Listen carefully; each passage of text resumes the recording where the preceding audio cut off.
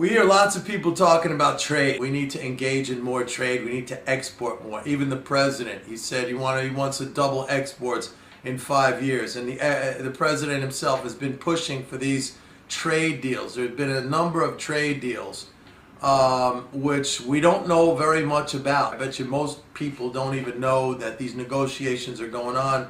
But Obama is hell-bent on pushing forward these trade deals, which would allow these companies to engage in commerce, even if that would violate our domestic laws, environmental laws, labor laws, industrial policy. It would give them a way to basically do whatever they want if it was within the context of these trade deals.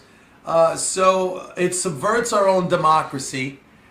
For what? For what reason? We work, we create real goods and services that are then shipped away for foreigners to benefit from, and we get the paper currency, a reserve deposit in some central bank.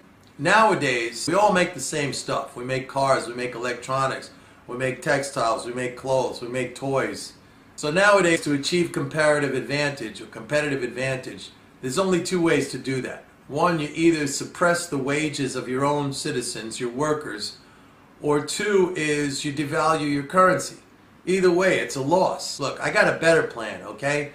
If industry here in the United States feels there's not enough demand for their products and they have to go searching the world over for consumers, instead of suppressing the wages of our workers here and devaluing our currency, how about simply sustaining an income level here that would allow us to afford the very goods and services that we produce right here in this country. If there's some excess capacity, or if we're able to produce more beyond satisfying the demand needs of our own citizens, then fine, go ahead and export.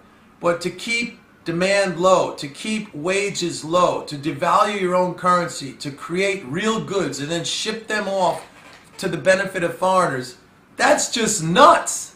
Sorry, that's just ridiculous. That's keeping us at a poverty level just so corporate profits can be maintained at the expense of all the citizens and the workers here producing this stuff. They don't have the income to consume their own output. I mean, that's a ridiculous policy. Republicans push for trade, Democrats push for trade, but it's a stupid idea. Why don't we first ensure that the people here in this country, the very people producing the goods and services that we're sending overseas, why don't we ensure that they have the income to buy their own output? And then, if there's capacity left over and all of our demand is satisfied here, then fine, go ahead and export. But the way we're doing it is crazy. Absolutely crazy. That's just my opinion.